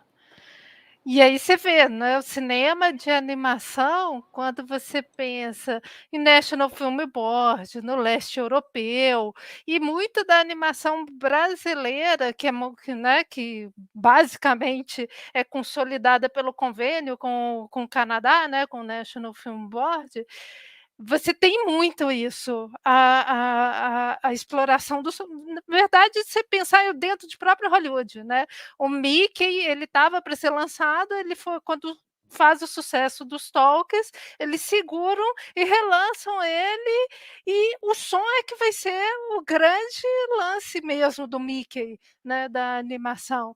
Um pouco voltando naquilo que vários vão falar, né, mas do Michaud vai falar sobre esse que eu estou chamando, né, desse cinema que ficou subterrâneo, né, que trabalhando com o som de outra forma, né, não aderindo plenamente à verbalização, e é um cinema que tem a tal da linguagem universal, né, e que exploram muito essa ideia do som, a voz como vocalização, né, não propriamente com a verbalização. Embora o Mickey tenha fala, né, os primeiros Mickeys, então, são interessantíssimos, que ele não é bom moço nada, eu só gosto do Mickey nesses primeiros filmes dele, que ele é meio sacana. Né. E você tem né, tanto que na verdade tem até sons que a gente já associa com desenho animado, né. Tem um filme, por exemplo, muito bonitinho, italiano, acho que é dos anos 80, o Valerio Volare, que um sonoplasta vai se transformando em desenho animado. Você já viu esse filme, Rodrigo? É muito bonitinho. Eu não Não sei vi esse como que eu filme. nunca é muito legal, ele é um sonoplasta de cinema. E aí ele vai se transformando num desenho animado, e boa parte da transformação dele é prenunciada por sons que a gente já identifica como sendo de desenho animado.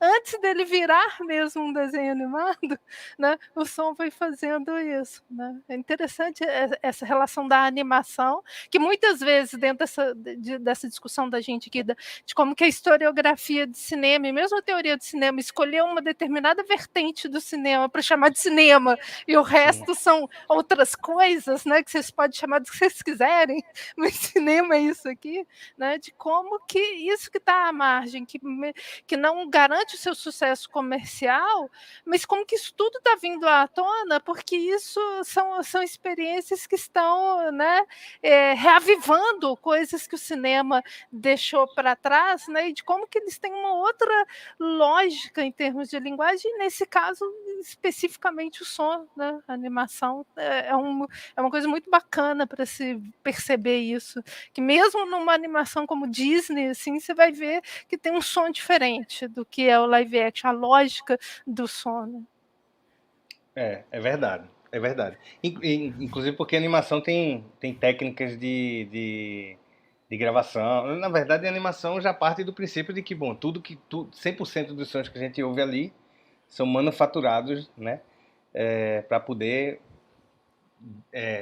dar, dar a impressão de verossimilhança, a impressão de realidade. Inclusive uns loucos igual Landline, McLaren, que desenharam, né, o som. Nem captar o som, eles não captaram, eles desenharam o som. Tem, essas experiências são muito legais, né?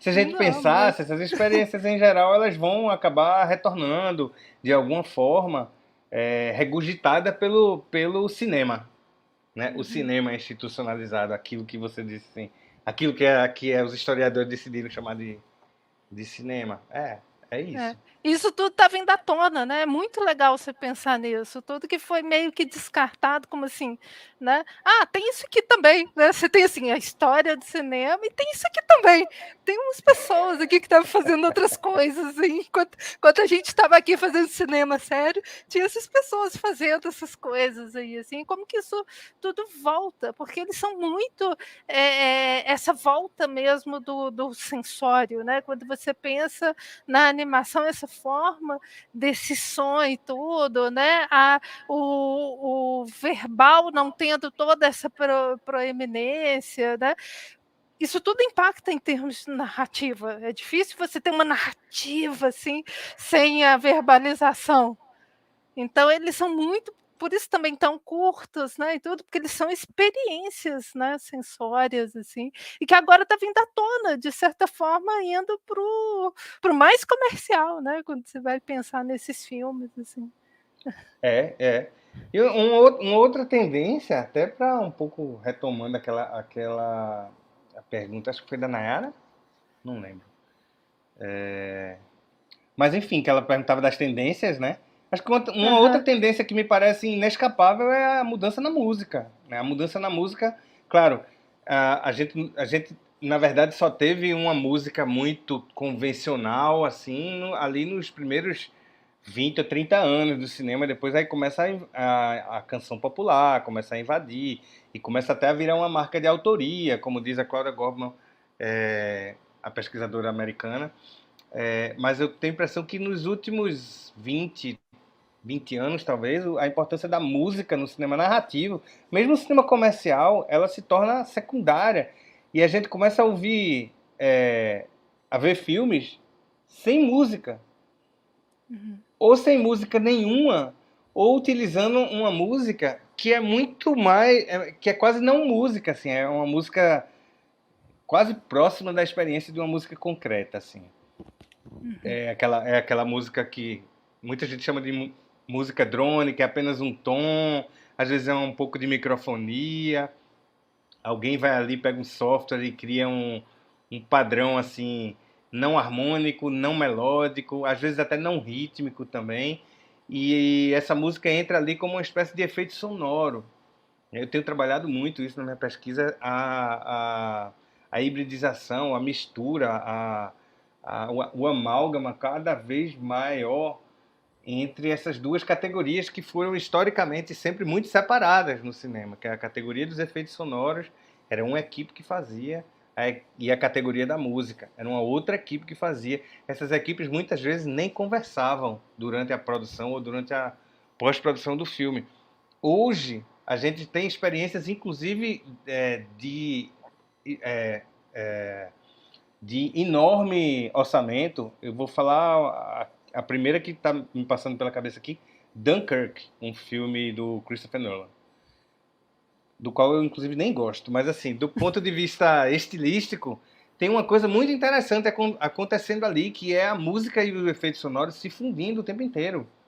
Né? Tem uma cena lá, eu sempre gosto de citar, que é muito interessante, que é os personagens estão lá numa lancha, num barco, e a gente está ouvindo o motor do barco, e de repente passa um avião, o avião vai bombardear, né, o porto lá na frente, e, e aí entra a música, mas quando a música entra, ela vai entrando aos pouquinhos, na verdade, no ritmo do motor do barco.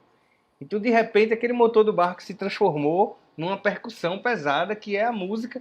E essas coisas, elas inclusive são criadas em simultâneo pelas duas equipes e mixadas depois por um único profissional. Um mixador que em Hollywood, e especialmente num filme desse tamanho, não acontece. Né? Em Hollywood você tem um mixador para cada categoria sonora. Um mixador que trabalha com diálogo, um mixador que trabalha com efeito sonoro, um mixador para música. Esses três caras sentam juntos na fase final da pós-produção e começa a brigar entre aspas aí, para quem é que vai ficar em proeminência em cada momento do filme, em cada plano, em cada cena, em cada sequência.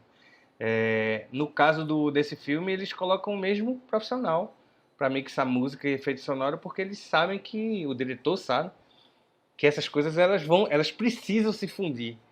Né? Então, isso é uma coisa muito interessante se você observar como tendência, essa mistura cada vez maior. E, evidentemente, quando a gente vai para o reino dos filmes não comerciais, você vai ver experiências muito mais ousadas e interessantes. Inclusive, como eu citei antes, a experiência do filme sem música nenhuma, né? Que é algo absolutamente impensável no cinema mais comercial. No cinema que vai para o cinema, para o multiplex e tal, isso aí você não vai ver filme sem música. Mas hoje já existe muito.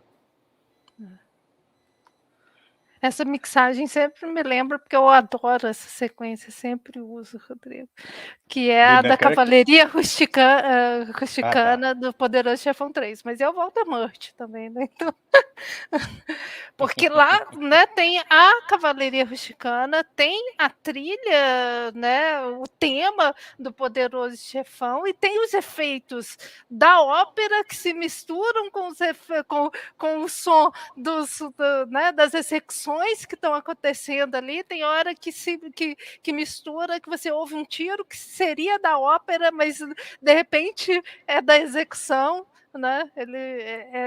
Eu acho essa sequência magistral, assim, em termos dessa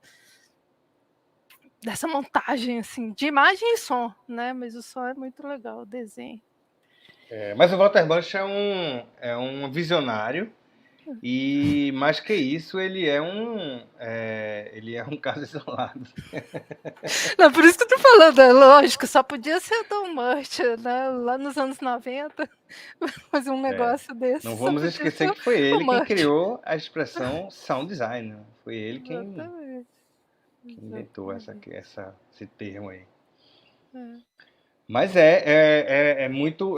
Poder Chefão é uma aula de som. Na verdade, os filmes todos do Coppola, né? Em parte por causa dessa parceria. Mas é isso. A organização de produção desses filmes, elas obedecem a uma lógica completamente diferente do que normalmente acontece na cadeia produtiva do cinema. Isso talvez até seja uma tendência para o futuro também, que é essa cadeia produtiva ela começar a ser bagunçada.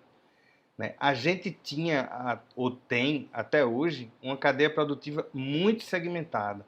Essa segmentação ela foi crescendo ao longo da história, né? do cinema comercial, do cinema narrativo, mas ela vai atingir o pico disso ali na década de 90, que é quando você vai ter em certos filmes, assim, filmes muito grandes, né? Titanic, desses, Avatar, você vai ter às vezes 70, 80 pessoas trabalhando na pós-produção de um filme, só na área do som.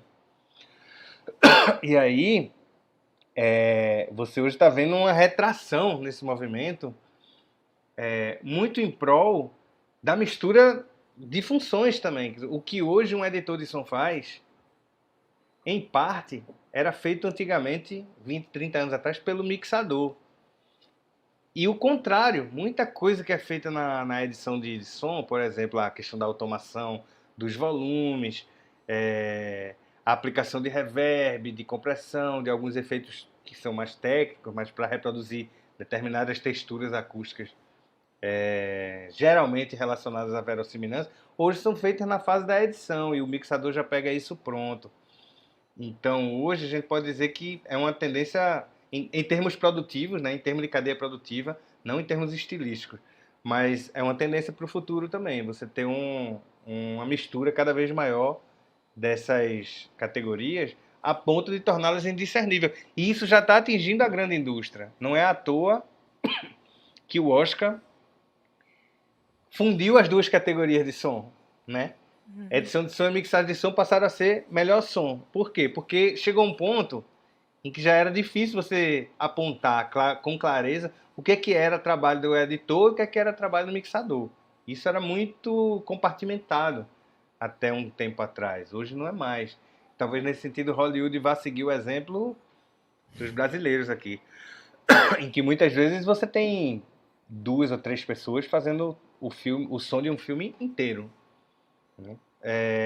Isso não acontece nos Estados Unidos ou na França, mesmo nos filmes de pequeno orçamento. Não acontece. No Brasil acontece, mesmo nos filmes de grande orçamento. e talvez talvez tenha vantagem nesse processo. Às vezes o filme fica um pouco mais lento em termos de produção, mas você tem uma coesão estética maior, porque são menos cabeças, né, pensando e entrando em conflito. Rodrigo, para finalizar, né, pensando que o mote assim, do festival, né, é a produção universitária. Então, inclusive, porque a gente está indicando no chat os seus livros de download gratuito e tudo mais. Fala aí para a gente como é que é ensinar som na academia. E pesquisar também, né? Mas, enfim, quais são assim, os desafios, os nós, como é que é fazer desenvolver essa percepção, né, nos alunos, porque ainda há, né, por mais que tenha aumentado muito a bibliografia, né, o grupo da Socine tem muita importância nisso, nessa, né, trazer à tona o som, mas ainda tem aquele velho problema que a gente está falando a noite inteira, né, os livros ainda classicões assim, do cinema, o som ainda é relegado muitas vezes, né, o aluno desenvolve rápido a percepção visual da linguagem, né, cinematográfica, mas é um outro esforço, né, o som. Então fala aí pra gente, para finalizar. É verdade. Não, os desafios são muitos, assim, eu vou tentar ser sintético, eu poderia passar o resto da noite aqui falando disso. Mas eu acho que o primeiro grande desafio é tentar trabalhar na reeducação do ouvir, né? Da escuta. E isso passa, eu sempre digo na primeira aula da disciplina, aqui no nosso curso da UFPE, um curso que ele é muito apoiado em disciplinas eletivas, né? Então a gente tem poucas obrigatórias e muitas eletivas para permitir que o aluno ele tenha autonomia na construção do percurso que ele quer, dependendo do interesse dele. Então se ele tiver interesse em som, ele vai pagar uma disciplina só, obrigatória, assim como os colegas todos, mas ele vai poder, na medida que o curso for avançando, pagar outras disciplinas de som, tanto teóricas quanto práticas, e poder ampliar esse repertório e passar por digamos assim, por uma fase de treinamento mais aprofundado, né? Mas assim, a única disciplina obrigatória que a gente tem de som, eu sempre digo na primeira aula para os alunos que o meu grande desafio e principal objetivo da disciplina é fazer as pessoas entenderem o potencial quase que limitado do som para ajudar na narrativa do filme. Tem um ditado que o pessoal que trabalha com realização, eles sempre repetem, né, em todas as áreas, que estamos fazendo o mesmo filme, a gente está fazendo o mesmo filme. Não adianta ficar brigando, assim, a fotografia, o som, se os dois trabalharem em conjunto, o filme vai ficar melhor.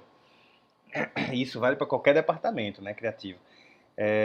Mas é fato que os alunos, assim como as pessoas de um modo geral, né, elas tendem a enxergar o som quase que como um elemento que dá ao filme realismo e dinamismo. Só. Ponto. E não é isso, na verdade é muito mais do que isso, ou pelo menos pode ser muito mais do que isso. As possibilidades estéticas, elas são ilimitadas. E eu sempre digo, assim, meu objetivo na disciplina não é pegar os meus 50 alunos que eu tenho lá e transformá-los em 50 futuros sound designers. Não é isso. Eu sei que dali provavelmente vão sair 2 ou 3, com sorte, que vão se dedicar ao som. Mas eu quero que todos os 50 saiam sabendo do potencial do som, porque aqueles que forem trabalhar no roteiro, eles vão poder pensar em abrir espaço para que as pessoas do som deem sua contribuição criativa. Aquele que vai trabalhar com direção, mesma coisa. Aquele que vai trabalhar com direção de arte, faça a sua parte e colabore, né? Às vezes na escolha de um cenário favorável ao pessoal que vai trabalhar no som, às vezes ajudando a criar um figurino que não impeça a captação do som de uma forma adequada. E para isso, evidentemente, a gente tem que trabalhar a escuta, né? Eles precisam saber ou escutar criticamente, não apenas os filmes, mas o mundo. Porque se a gente aprender a escutar o mundo, naturalmente a gente vai aprender a escutar os filmes também. Então esse é o grande desafio. Os alunos às vezes chegam, especialmente aqueles que têm interesse, né? Querendo pegar os equipamentos, querendo sair para filmar, querendo aprender a mexer no Pro Tools. O Pro Tools é a plataforma principal, assim, que se usa hoje para tudo, né, no som, para gravar, para editar, para mixar, tudo é dentro dessa plataforma. Mas o Pro Tools não é uma plataforma muito amigável, não, é um pouco complexa de aprender a usar. Então, às vezes, o aluno chega lá perguntando: quando é que eu vou aprender a mexer no Pro Tools? Né? Calma. Talvez nem aprenda isso. Talvez nem aprenda. Isso aí a gente às vezes faz um curso técnico, ou eu dou para eles uns manuais e uma oficina depois e tá tudo certo. Mas o que não é apreensível de uma maneira rápida e simples e fácil é essa capacidade de escutar criticamente e de elaborar esteticamente novas ideias que permitam, inclusive, abordar essa questão que a gente acabou de tratar, que é a questão da imersão. Olha, um desafio super bacana para o futuro, assim. Vamos pensar em como usar essas novas ferramentas e todo esse potencial técnico trazido pelas novas plataformas, pelos novos equipamentos que estão acessíveis a preços mais em conta. Não vou dizer que qualquer pessoa pode sair e comprar amanhã, não é bem isso, mas assim, também não é algo proibitivo como há 20 anos atrás era. Né? Se eu queria trabalhar com som, ia gastar tudo que tinha e vender a casa, o carro, para poder comprar os microfones certos. E hoje em dia não é mais assim. Então, equipamento, tecnologia, plataformas de edição e mixagem, tudo isso é importante, mas tudo isso é acessório. O principal é aprender a pensar de forma sonora. Esse é o grande desafio, eu acho que para quem está na docência e na pesquisa. É. Rodrigo, eu acho que eu não tenho mais nenhum comentário, né? E a gente já está indo para 2 horas já de transmissão. A gente poderia ficar muito mais, né? Mas todo mundo tem que dormir, tem que descansar. A gente te convida depois várias outras vezes, tá? Muito obrigada pela disposição, pela generosidade, pelo aprendizado que é sempre te ouvir, né? E se quiser falar alguma coisa para finalizar, tá com você. Tá, não, eu quero agradecer o convite, foi uma honra para mim e estou sempre à disposição, sempre que precisar. E para o pessoal interessado aí em imersão, eu vou deixar já um teaser aqui. Tem livro saindo aí, acho que daqui a uns 2 meses, 3 meses, vai depender mais do processo editorial do que propriamente dos autores. Mas assim, eu escrevi um livro sobre imersão sonora no cinema. Tá pronto já, junto com 2 colegas, gente super conceituada, tanto no mercado de, de som para audiovisual, quanto na docência, né?